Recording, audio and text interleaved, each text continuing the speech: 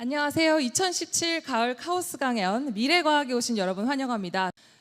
자, 그럼 오늘 강연자를 소개하도록 하겠습니다. 오늘 강연자는 예쁜 꼬마 선충의 아버지라고 할 수 있습니다. 꼬마 선충을 20년 넘게 연구하고 계시죠? 네, 서울대 생명과학부 이준호 교수님을 모시겠습니다. 큰 박수 맞아주세요. 네, 오늘 저는 뇌 커넥톰, 마음을 읽다라는 주제에 대해서 현재 우리가 알고 있는 것과 앞으로 알고 싶은 것에 관한 이야기를 말씀드리려고 합니다.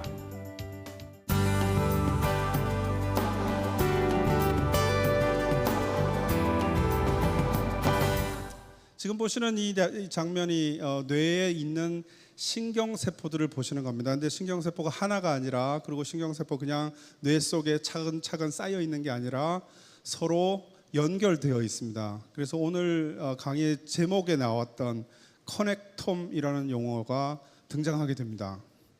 아마 여러분들이 많이 들어보셨던 게놈, 지놈이라는 표현이 있죠. 유전자들의 총합을 지놈이라고 부릅니다. 단백질들의 총합을 프로티옴 이런 표현을 씁니다. 근데 요즘에 신경세포들의 총합을 어떻게 표현할까 하는 거에서 이제 많은 분들이 신경세포의 가장 중요한 특징은 연결이기 때문에 연결되어 있는 것의 총합이라는 의미로 커넥톰이라는 표현을 쓰게 됩니다. 그래서 이 커넥톰이 뇌의 거의 모든 기능을 하고 있다, 이렇게 이해를 해주셔도 좋겠습니다. 뇌를 좀 다르게 바라보면 이런 아름다운 이 그림들이 나올 수가 있습니다. 보면 되게 복잡해 보이는 공통점을 가지고 있긴 한데, 좀 더 단순화시키면 사실은 굉장히 많은 가지를 가지고 있고 굉장히 많이 연결되어 있다라는 특징을 가지고 있습니다. 사람의 뇌에는 뭐 1000억 개의 신경세포 뉴런이 들어있다고 하지 않습니까? 그러니까 얼마나 복잡한지 솔직히 잘 모르지요. 잘 모르고 있습니다. 근데 지금 여기서 보시는 이런 모양의 뇌를 우리가 이해한다고 하면 정말 아주 표면적인, 정말 단순한 부분밖에 모르는 것이죠. 그런데 이 뇌를 구성하고 있는 것도 물질을 자세하게 들여다보면 가장 단순한 기본 유닛, 기본 단위가 있듯이 뇌도 자세하게 들여다보면 조금 전에 말씀드린 것처럼 하나하나의 뉴런, 하나하나의 신경세포들이 기본 단위로 되어 있다는 걸 금방 아실 수가 있습니다. 그런데 신경세포들이 조금 전에 반복해서 말씀드립니다만은 차곡차곡 쌓여 있는 것이 아니라 연결되어 있다는 게 굉장히 중요한 것이고요. 근데 저희가 이 신경세포의 연결이라는 것이 과연 얼마만큼의 일을 해낼 수 있는지, 그리고 그 일을 하는 것에서 우리가 얼마나 이해하고 있는지, 이런 것들을 공부하는 쪽이 뇌과학의 중요한 목표가 되겠습니다. 그래서 오늘의 가장 중요한 주제가 커넥톰으로부터 출발하는 뇌의 이해이기 때문에 꼬마 선충을 그나마 그래도 한 20여 년 했기 때문에 그냥 한번 해보자, 그런 생각을 했습니다. 첫 번째로 꿈을 또는 마음을 읽을 수 있을까 하는 부분에 대해서 한번 살펴보겠습니다. 그러니까 복잡한 뇌를 이해하기 위해서는 굉장히 많은 기술들이 필요할 수 있습니다. 테크놀로지들이 따라줘야 됩니다. 잘 보기 위해서는 뭐 망원경이 있어야 될 수도 있고 현명형이 되어 있어야 될 수도 있고, 그렇죠? 굉장히 빠른 분자를 보려면 또 다른 기구들이 필요할 겁니다. 그런 기술의 발전이 있어야 된다는 거에는 대부분 동의하실 것 같습니다. 여기 또 다른 노벨상 수상자이신 시드니 브레너 박사님이 하신 말씀이 있습니다. 여기서 보시면 과학에서의 진전은 새로운 기술, 새로운 발견, 그리고 새로운 아이디어에 의존한다. 다 동의가 되는 부분이죠. 근데 여기서 이분이 주장하신 가장 중요한 건 뭐냐면, 그리고 아마 그 순서대로일 것이다 라고 이야기를 하세요. 그러니까 아이디어가 먼저가 아니라 어떻게 보면 기술이 없으면 새로운 발견도 없고, 새로운 발견이 없으면 새로운 아이디어도 없다라는 겁니다. 이게 어쩌면 지금 현대 과학이 당면하고 있는 그런 과제일 수 있습니다. 또 다른 사례를 말씀드리면 2013년 미국의 오바마 행정부에서 어마어마한 원대한 목표를 가진 계획을 발표를 합니다. 브레인 이니셔티브입니다. 이게 아마 달나라에 사람을 보내겠다는 이니셔티브하고 비슷한 수준이라고들 이야기를 합니다. 브레인은 말 그대로 그냥 뇌라는 뜻일 수도 있지만 여기서 다 대문자로 쓰고 있는 이유는 각자가 큰 단어 하나하나의 첫 글자를 딴 것이기 때문입니다. 여기서 그 뜻을 풀어볼 때 가장 먼저 오는 것은 지금 보시는 것처럼 맨 마지막에 있는 N자입니다. 그 N자는 뉴로 테크놀로지입니다. 그러니까 기술의 진전을 통해서 뇌의 비밀을 풀겠다라는 원대한 목표입니다. 뒤집어 보면 기술이 없어서 우리는 아직도 뇌를 모르고 있다라고 이야기하고 있는 것입니다. 2013년이니까 이제 불과 4년밖에 지나지 않았습니다. 그래서 아직도 우리는 뇌에 대해서 모르는 게 너무너무 많고요. 우리가 알고 싶은 거는 무지하게 많지만 그 기술들은 아직도 부족하다 이렇게 말씀드릴 수 있겠습니다. 그런데도 기존에 없었던 멋진 기술들이 우리한테 가용합니다. 한 예만 여기서는 말씀드리겠습니다. 여러분들 병원 가시면 머리 아프다 하면 MRI 찍자 뭐 그러죠. 허리 아프다 하면 MRI 찍자 하죠. 그 MRI입니다. 그래서 지금 여기서 여러분들 보시는 그림은 그 만화 주인공 심슨이고 두 가지를 지금 보여드리고 있습니다. 왼쪽은 MRI이고 오른쪽은 거의 비슷한데 fMRI라고 써 있습니다. 저 F는 functional에서 줄인 F이고요. 기능이라는 뜻입니다. 그러니까 MRI라고 하는 것은 자기 공명 영상 기법입니다. 그래서 자기장을 걸어두고 여러분들 MRI 찍어보신 분들 다 아시겠지만 들어가면 큰 통이 있고 그 안에 사람이 들어가죠. 거기에 어마어마한 자기장이 걸립니다. 거기에 고주파 전자기파를 줘서 물에 있는 수소 원자의 양성자들의 반응을 좀 다르게 측정을 해내서 그걸 공간에다가 뿌려서 그림을 다시 그려내는 겁니다. 그러니까 소프트웨어들이 사실 그 작업을 하는 거고요. 전기적인 신호를 그림으로 그려내면 그게 왼쪽의 그림을 그리면 뇌의 구조를 볼 수가 있고요. 이때는 해상도가 비교적 괜찮은 편입니다. 약 한 1mm 정도의 해상도를 가질 수 있습니다. 그런데 오른쪽에서 fMRI라고 하는 것은 어떤 거냐면 똑같은 기계에 들어가되 약간 다른 변수들을 보는 겁니다. 혈액 속에서 산소가 많이 움직이고 있는데요. 산소를 운반하는 것은 헤모글로빈입니다.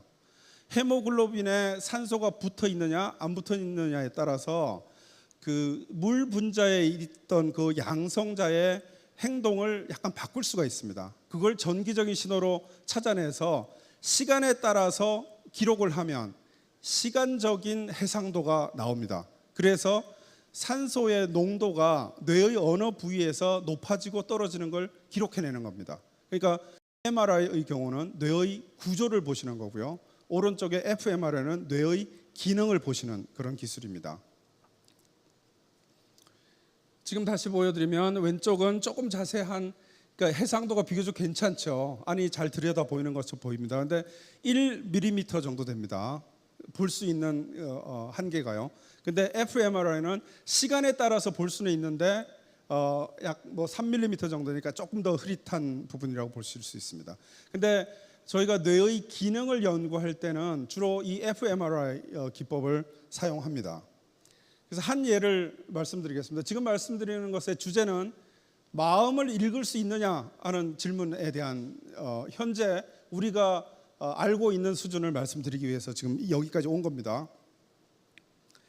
그 실험의 대상자의 사람을 MRI 기계에 넣고 뇌에 이제 그 영상을 재는 겁니다. 잴 때 예를 들면 저는 떠오르는 게 보통 이제 꼬마 선충이 제일 먼저 떠오르긴 하는데요. 꼬마 선충을 보여주면 꼬마 선충을 봤다고 하는 신호가 뇌에서 어딘가가 이 산소가 흐르겠죠. 그 신호를 잡습니다.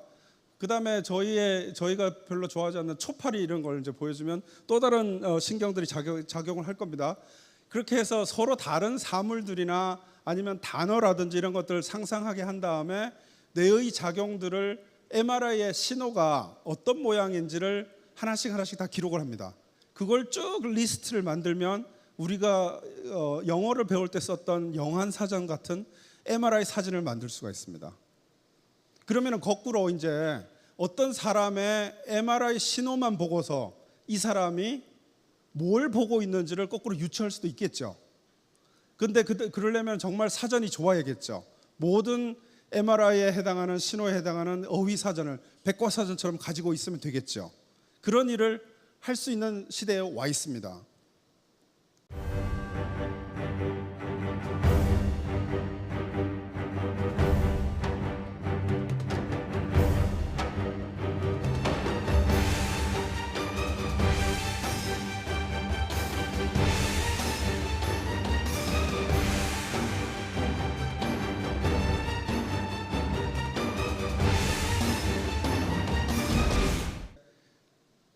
지금은 이 정도지만 머지않아 가능하지 않을까 그렇게 말씀드리고 싶습니다. 두 번째 주제로 넘어가 보겠습니다. 조금 전에 MRI 기법을 통해서 뇌의 기능을 쳐다보고 무언가를 쳐다본다든지 무엇인가를 생각하는 것을 읽어낼 수 있다, 읽어낼 수 있을 것 같다라는 말씀을 드렸습니다. 그런데 한계는 있습니다. 이 기술에 한계가 있습니다. 이런 게 없으면, 이게 모든 걸 해결할 수 있었으면 아까 브레인 이니셔티브 이런 거 시작하지도 않았겠죠. 그 한계 가장 중요한 것은 아까 말씀드린 것처럼 1mm 정도의 해상도만 가진다는 겁니다. 근데 사실은 1mm 정도면요, 수만 개, 수십만 개의 신경세포 그 안에 들어갈 수 있습니다. 그렇기 때문에 특정한 신경세포가 무슨 일을 하는지를 물어보면 답할 수가 없습니다. 해상도의 문제가 있는 겁니다. 그래서 두 번째 질문으로 하나하나씩 만질 수 있을까? 그 다음에 그 하나하나를 합쳐서 동물 전체는 볼 수 없을까? 이런 게 두 번째 주제로 말씀드리는 겁니다. 두 가지 정도 기술에 대해서 소개를 해드리려고 합니다. 그중에 첫 번째는 광유전학이라고 부릅니다. 옵토지네틱스라고 부르고요. 여기 보시면 지금 크게 글씨가 써져 있는 게 Nature Methods 이렇게 돼 있죠. 네이처라고 하는 세계적인 학술지가 있는데 그거의 자매지 중에 하나입니다. 거기에 매년 올해 인물 하듯이 이 학술지에서도 올해 가장 멋있었던 기술 이런 걸 합니다. 선정을 합니다. 그때 2010년인가요? 이 광유전학이 말하자면 올해의 스타로 채택이 됐습니다. 그러니까 유전학이라고 하면 유전자를 어떻게 해서 기능을 뭔가 살펴본다 이런 뜻인데, 그렇죠? 거기에 광자가 붙었습니다. 그러니까 이게 도대체 무슨 의미일까? 간단하게 설명을 해드리겠습니다. 앞에 그림에서 한 번만 더 보시면 가운데 동그라미 큰 거는 세포이고요. 거기에 사다리 모양들이 지나가는 게 DNA죠. 그 새로운 유전자를 좀 넣어준 다음에 보통의 경우에 신경세포들은 빛에 반응하는 신경세포가 보통은 아니죠. 보통은 전기 신호나 화학적 신호를 받아들이는 게 신경세포들입니다. 그런데 방법을 좀 바꿔서 뭔가를 좀 바꾼 다음에 빛에 의해서 신경세포를 조절할 수 있으면 좋겠다 이런 거죠. 목표는 그렇습니다. 그래서 보시면 왼쪽에는 이쁘게 생긴 생쥐의 머리 위에 뭔가 꽂혀 있죠. 그러니까 빛을, 그러니까 뇌가 이제 투명하지가 않으니까 뇌를 살짝 연 다음에 이제 광원을 넣어주는 겁니다. 근데 그 속에 들어있는 예를 들면 특정한 신경세포 하나에 자극을 해주고 싶어요. 그런데 그 자극이 예를 들어서 무엇인가를 쳐다봤을 때 오는 자극이 아니라, 또는 무슨 냄새를 맡았을 때의 자극이 아니라 우리가 임의로 주는 거죠. 근데 그걸 빛을 통해서 주고 싶습니다. 그러려면 오른쪽에 있는 그림처럼 아주 단순한 방법을 쓰면 됩니다. 어떤 방법이냐면요, 지금 오른쪽에 보시면 지금 막 동그라미들이 쭉 연결된 게 세포막입니다. 저걸 신경세포의 세포막이라고 생각해 주시고요.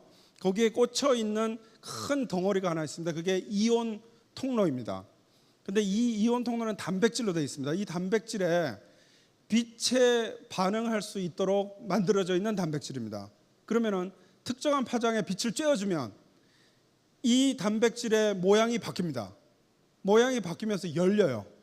그러면 세포 안과 밖이 말하자면 통로가 생깁니다. 거기에 이온들이 좀 들어가게 되고 신경세포가 꼭 자극을 받은 것처럼 활성을 가지게 됩니다. 그래서 결과적으로는 우리가 원하는 시간에 원하는 장소에다가 빛을 쬐어주면서 신경세포의 활성을 높여줄 수 있습니다. 또는 없앨 수 있습니다. 그러면 단일 신경세포 수준에서 그 신경세포의 활성이 가지는 의미를 우리가 분석해낼 수가 있습니다. 이게 광유전학이라는 방법이고요.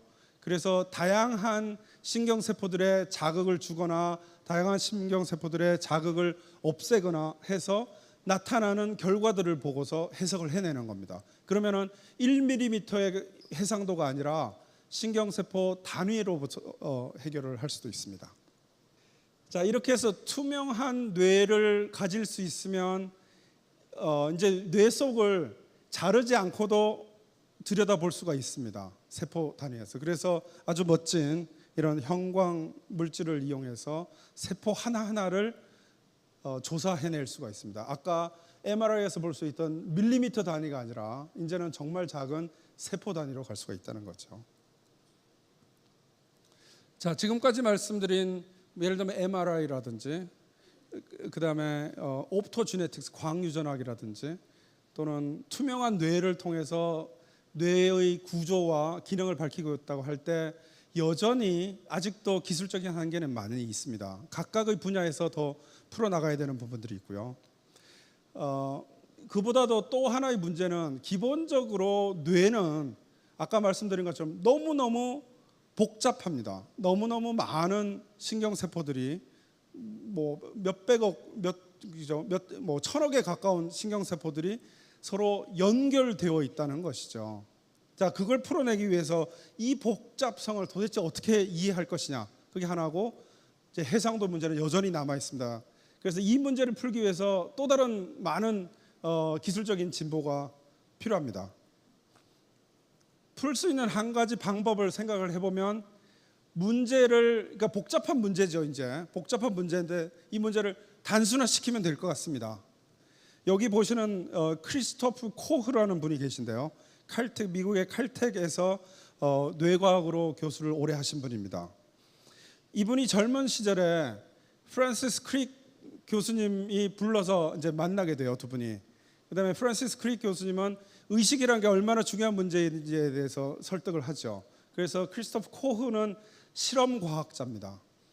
프란시스 크릭은 주로 이야기하는 걸 좋아하시는 분이에요. 이론학자입니다. 이 두 분이 만나서 절묘한 조합을 해서 의식에 관한 연구를 평생 동안 하시게 됐고요. 크리스토프 코흐도 이제 나이가 들었습니다. 그래서 최근에 자서전을 냈습니다. 프란시스 크릭은 이제 돌아가셨지만요. 그 자서전의 제목이 말하자면 이런 거죠. 어느 낭만적인 환원주의자의 고백, 이런 겁니다. 이게 책 제목입니다. 굉장히 낭만적인 제목입니다. 그 내용은 우리말로도 지금 번역되어 있는 걸로 제가 확인을 했고요. 영문으로도 얇아서 읽기가 굉장히 편한 책입니다. 한번 일독을 권해드리고 싶습니다. 근데 어쨌든 이 두 분이 평생 동안 하신 의식에 대한 연구가 실제로 의식 전체를 보는 것이 아니라 문제를 단순화시킨 겁니다. 문제를 표면화시켰습니다. 그래서 지금 보시는 것처럼 무엇인가를 봤을 때 시각 정보가 뇌 속으로 들어와서 어떻게 인지되는지, 어떻게 프로세싱 되는지, 처리되는지에 대한 연구를 평생 하신 거예요, 결국은. 그러니까 문제를 단순화시켜서 이 문제를 풀고 나면 이 문제를 좀 더 복잡하게 해석해내면서 의식이라고 하는 큰 문제를 답을 찾아보자, 이런 거죠. 아직은 그 단계 정도까지 와 있다라고 말씀드릴 수 있습니다. 또 다른 방법은 문제를 단순화시키는 방법도 있지만 복잡한 문제를 갖고 있는 뇌를 아주 단순한 뇌를 가지고 있는 체제로 바꾸는 겁니다. 질문의 크기를 아예 줄여서 그러니까 사람의 뇌를 연구하기보다 생쥐가 조금 더 단순하겠죠. 그보다 훨씬 단순하게 내려가서 정말 단순한 뇌를 연구하자라는 게 또 다른 해결법이 될 수가 있습니다. DNA 이중나선 구조를 발견한 게 1953년입니다. 프란시스 크릭하고 제임스 왓슨이 논문을 네이처에다가 한 페이지짜리 논문을 내서 그러니까 분자생물학의 혁명을 이룩했죠. 그리고 불과 10년 지났을 때 시드니 브레너가 이런 주장을 합니다. DNA의 구조가 이제 밝혀졌기 때문에 어마어마한 분들이 정말 멋진 과학자들이 분자생물학 분야에 다 뛰어들었습니다. 이거 조만간에 DNA 관련되어 있는 대부분은 다 풀릴 것 같아요. 그런 질풍노도의 시간이죠. 지금 10년 정도면 사실 짧지 않은 시간일 수도 있습니다. 지금 보면 뭐 50년 전 이야기인데 그렇죠. 그래서 이분의 주장은 분자생물학은 이제 그 DNA에 머무는 게 아니라 훨씬 더 복잡한 생명 현상에 도전해야 된다는 주장을 합니다. 그게 발생이고 하나는요. 두 번째는 신경계입니다. 그러니까 뇌의 신비를 풀어야 되는 게 생물학의 궁극적인 목표다라고 주장을 하는 거죠. 그걸 할 수 있는 때가 왔다라고 이야기를 하시는 겁니다. 그러면서 기존에 있던 뇌는 너무너무 복잡하기 때문에 문제를 단순화시켜야 된다라는 거죠. 그래서 꼬마선충이 등장을 했고요. 우리나라 정식 학명으로는 예쁜 꼬마선충입니다. 예쁩니다. 지금 보시면 왼쪽 아래 보시면 이쁘게 앞으로 가다가 뭔가 싹 건드려지니까 뒤쪽으로 싹 돌아갔죠. 이게 말하자면 뇌의 행동입니다. 그렇죠? 뇌의 작용입니다. 정말 단순한 거지만 오른쪽 아래를 보시면 이제 이거는 사랑하는 행동입니다. 수컷이 암컷을 찾아가서 이렇게 그러니까 눈이 없어요 사실. 그러니까 누군지 이렇게 살펴봐야겠죠. 그래서 계속 살펴보는 이런 행동을 합니다. 이게 신경의 사실은 종족 보존을 위한 가장 고도의 작용이죠. 그런데 이 꼬마선충, 예쁜 꼬마선충은 전체 세포가 1000개 정도밖에 안 됩니다. 1000개도 채 안 됩니다. 그 중에 무려 3분의 1 정도가 신경세포입니다. 그 신경세포는 사실은 의외로 많은 거죠. 의외로 많습니다. 그렇지만 사람의 1000억 개의 신경세포에 비할 수가 없죠. 너무너무 단순하죠. 그래서 예쁜 꼬마선충의 신경세포들의 총합을 연구를 하면 고기를 좀 더 확장하면 이제 사람의 뇌도 이해하는 기반 정도는 해줄 수 있지 않을까 이런 생각을 할 수가 있습니다. 단 302개의 뉴런으로 동물 행세하고 있는 꼬마선충입니다. 저희 실험실에서는 이런 조그마한 플라스틱에다가 키우는 거고요. 여기 노랗게 깔려 있는 것은 대장균입니다. 대장균을 먹고 삽니다. 영어 이름으로는 C 점 찍고 엘레강스 이렇게 되어 있고요. 제 이메일 주소가 엘레강스입니다. 나중에 혹시 질문을 오늘 하시다가 시간이 모자라시면 엘레강스로 이메일을 보내주시면 제가 답을 해드리겠습니다. 지금 보시는 저 검은한 조그만 막대기 같이 생긴 하나하나가 예쁜 꼬마선충의 어른이고요. 1mm입니다. 아까 제가 MRI로 볼 수 있는 해상도가 1mm라고 말씀드렸잖아요. 근데 이 선충 전체 동물 한 마리가 1mm입니다. MRI로 들여다보면 아무것도 알 수가 없습니다. 302개의 신경세포 하나씩 들여다보는 수밖에 없겠죠. 그 연결의 의미를 찾아내면 커넥톰의 가장 단순한 형태를 우리가 규명하는 것이다 라고 말씀드릴 수가 있겠습니다. 그래서 시드니 브레너 경이 꼬마선충을 이용해서 1960년대에 연구를 시작할 때 두 가지 방법을 씁니다. 그중에 첫 번째는 유전학적인 방법이고요. 유전학적인 방법은 돌연변이를 찾아서 연구를 하는 방법입니다. 두 번째의 방법은 꼬마선충의 길이가 1mm밖에 안 되니까 얘를 잘게 썰어서 전자현미경을 찍어서 이어 붙이면 꼬마선충 한 마리를 통째로 우리가 재구성할 수 있지 않겠냐라는 겁니다. 그래서 이름부터 붙였습니다. Mind of Worm입니다. 벌레의 마음 좀 되겠죠. 꼬마선충의 신경세포 302개가 어떻게 연결되어 있는지를 모조리 다 분석하겠다라는 꿈을 가지고 70년대, 80년대 한 20년에 걸쳐서 일을 해서 결국 완성을 합니다. 그래서 현재까지도 꼬마선충의 어른에 해당하는 2마리 정도가 모든 신경계가 분석이 됐습니다. 그러니까 전자인명 사진으로 한 13,000장 정도 되는 걸 이어 붙인 거죠. 지금 보시면 50나노 두께로 잘라서 전자인명을 한 25,000배쯤 찍은 다음에 거기에 단면에 있는 신경세포들을 색깔을 다 다르게 표시한 다음에 13,000장을 이어 붙이는 겁니다. 수작업으로요. 그걸 해낸 거죠. 그래서 꼬마선충의 커넥톰이 완성이 되었습니다. 이걸로 할 수 있는 일이 뭘까 이런 생각을 이제 좀 이따 말씀드리겠습니다. 좀 자세하게 이제 단면 전자인명 사진 단면 하나를 들여다보면 지금 색깔을 입혀놔서 좀 이뻐 보이지만 사실은 그냥 흑백이죠 전부.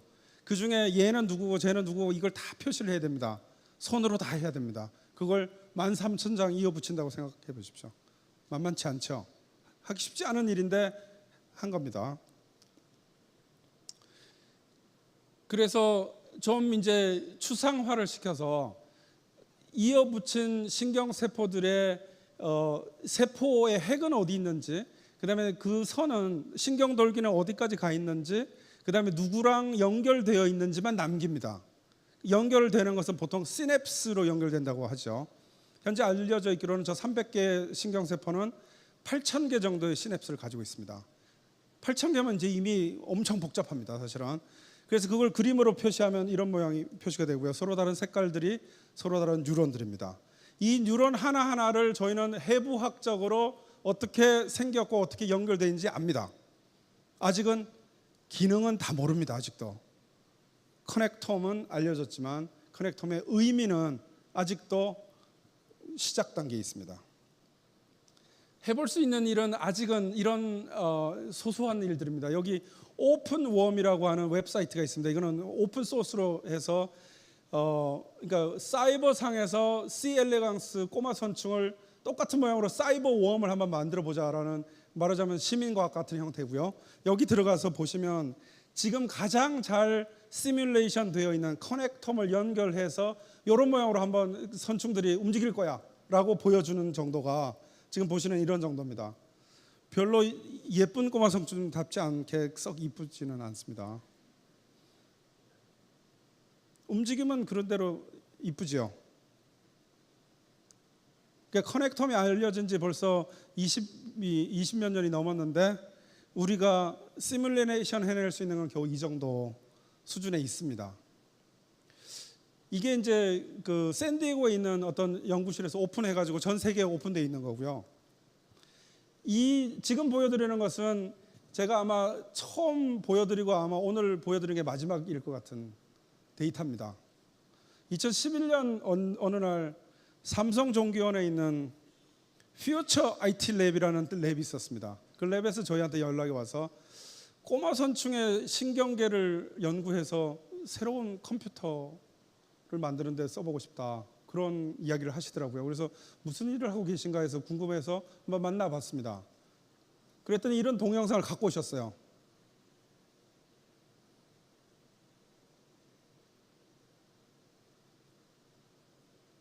꼬마 선충을 시뮬레이션 해내셨습니다. 꼬마 선충을 본 적이 없는 분들이에요. 커넥텀만 보고서 시뮬레이션 해냈는데 지금 3가지 동작이 나왔습니다. 그렇죠? 앞으로 가는 거, 뒤로 가는 거, 방향을 트는 거. 그걸 이제 오메가 턴이라고 부릅니다. 오메가 모양으로 해서. 꼬마 선충은 그 3가지밖에 안 합니다. 앞으로 가거나 뒤로 가거나 오메가 턴하거나. 근데 정확히 시뮬레이션 해냈습니다. 이게 2011년이니까 조금 전에 보여드렸던 그 선충은 앞으로 가고 뒤로 가고 정도 했는데 돌 때 굉장히 어색했거든요. 훨씬 부드럽습니다. 지금 저희가 6년 전인데 이건, 그죠? 그럼 지금쯤은 우리가 어마어마한 진보를 하고 있어야죠. 근데 이게 마지막이었습니다. 그 연구 정책이 바뀌어서 이 과제가 폐지됐습니다. 그래서 제가 오늘 이게 보여드리는 첫 번째 데이터이자 마지막 데이터가 되고 말았습니다. 또 다른 일을 할 수 있는 건 이런 겁니다. 카이스트의 정재승 교수님이 주로 하셨고 저희가 생물학적 의미를 덧붙이는 일을 했습니다. 꼬마선충의 커넥텀을 통째로 분석을 해서 어떤 신경세포와 어떤 신경세포가 가까이서 일을 하는지, 어떤 구조를 하고 있는지 전체적으로 이런 걸 분석해내는 겁니다. 이거는 2011년에 저희가 발표를 했었고요.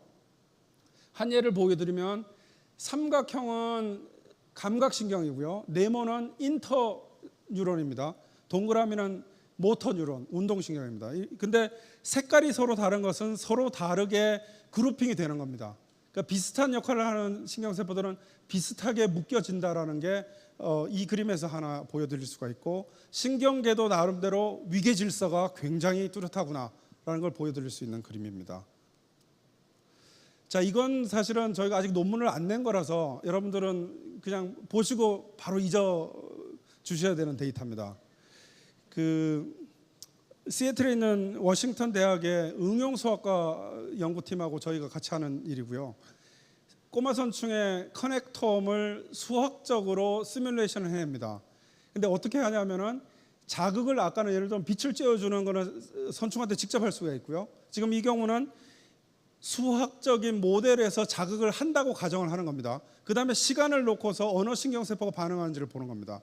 시간을 보내보겠습니다. 왼쪽하고 오른쪽 두 개가 조금 다릅니다. 서로 다른 색깔의 동그라미 하나하나가 신경세포들입니다. 크기가 커지면 신경 활성이 높은 거고 크기가 작으면 작은 겁니다. 그러니까 초 단위로 지금 넘어가는 거고요. 한 10초 정도 지금 지나갔고, 왼쪽 거하고 오른쪽 거가 비슷비슷하죠? 혹시 다른 점을 보셨습니까? 네, 못 보셨기를 바랍니다. 이게 저희 데이터이기 때문에. 근데 해석을 해드리면 이런 겁니다. 왼쪽은 앞으로 움직이는데 높은 산소를 만나는 걸 가정을 해줍니다. 그럼 어떤 일이 일어나냐면 앞으로 잘 가다가 산소 농도가 너무 높아요. 그러면 아프죠? 그럼 멈춥니다. 그럼 근육을 움직이는 신경세포가 꺼져버려요. 근데 저희가 오른쪽 거에서는 그 중에 신경세포 하나를 저희가 임의로 없앴어요. 그 다음에 똑같은 일을 합니다. 앞으로 가게 한 다음에 높은 산소를 줍니다. 근데 얘는 모르는 척하고 계속합니다. 그러면 저희가 없앤 신경세포가 실험을 해본 건 아니지만 수학적 모델에서는 높은 산소를 느끼는데 정말 중요한 일을 하는구나 라는 걸 짐작할 수가 있죠. 지금 이제 그 실험을 하는 겁니다. 이런 식으로 신경작용을 시뮬레이션 할 수 있습니다.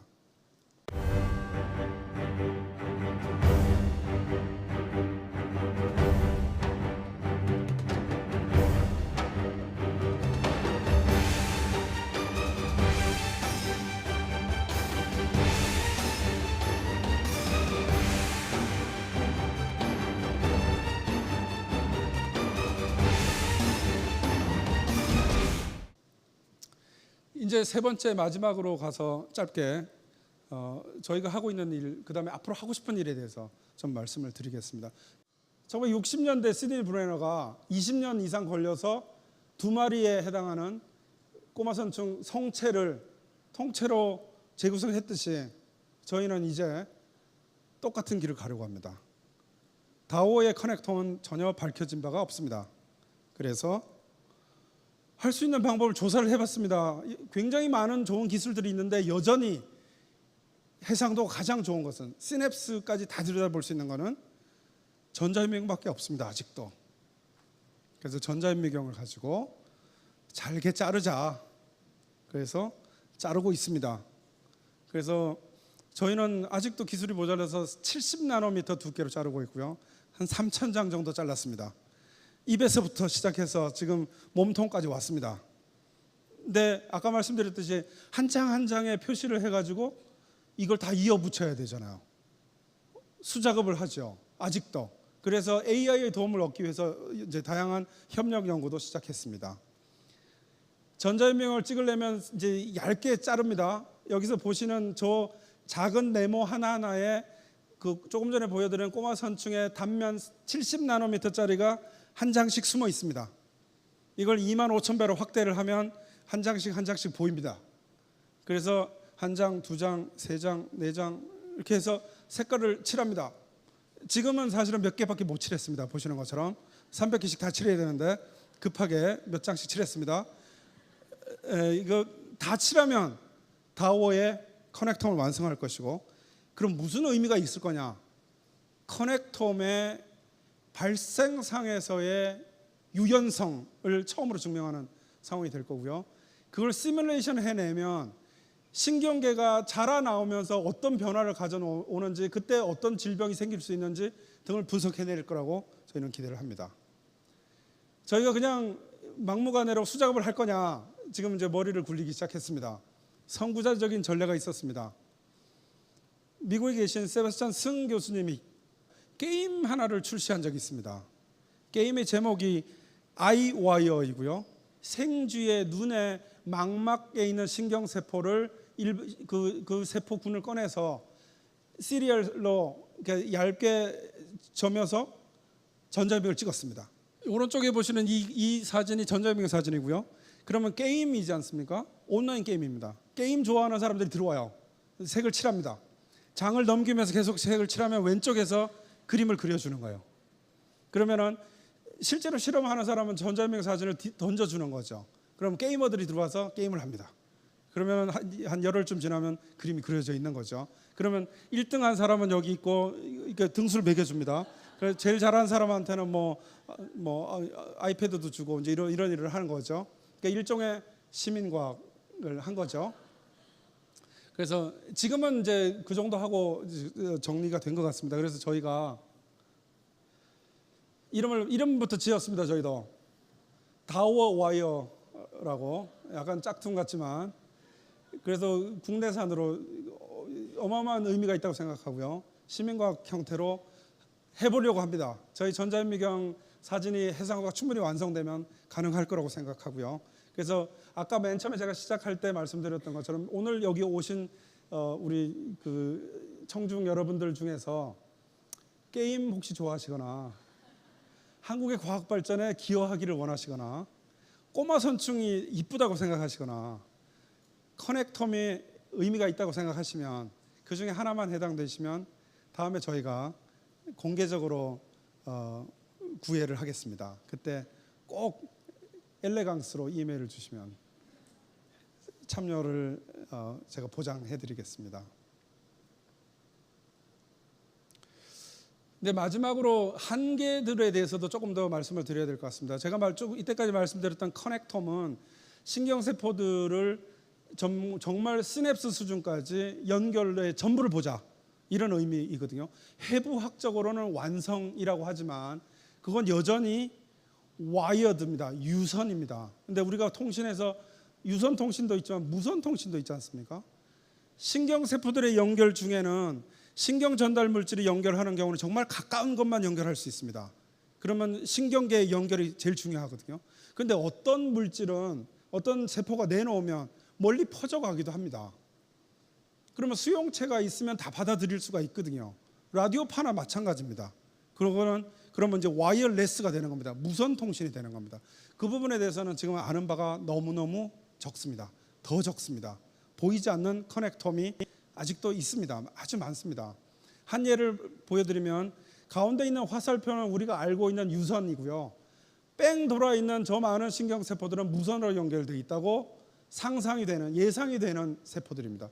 이 정도면 우리가 저 유선 가지고 설명한다는 게 불가능할 수도 있습니다. 설명할 수 있는 것만 있겠죠. 실제로 그 한 경우에 모노아민이라고 하는 하나의 물질에 대해서 조사를 해봤더니 초록색이 아닌 나머지 두 가지 색깔은 유선이고요. 초록색이 무선 통신에 해당합니다. 초록색이 훨씬 더 광범위하게 통신하고 있다는 걸 보실 수가 있습니다. 저걸 다 이해하지 못하면 우리는 커넥텀을 다 이해했다고 하기 힘들 수 있다. 이게 아직까지 저희가 갖고 있는 한계입니다. 감사합니다.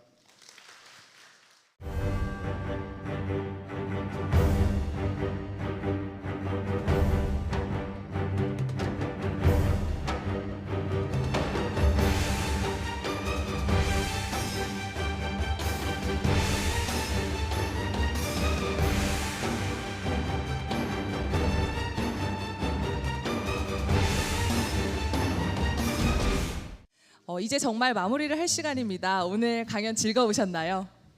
예, 감사합니다. 다음 강연은 더 즐겁게 만들어 드릴 수 있도록 열심히 준비하겠습니다. 오늘 찾아와 주신 모든 분들께 감사드립니다. 조심히 들어가세요. 이영이었습니다.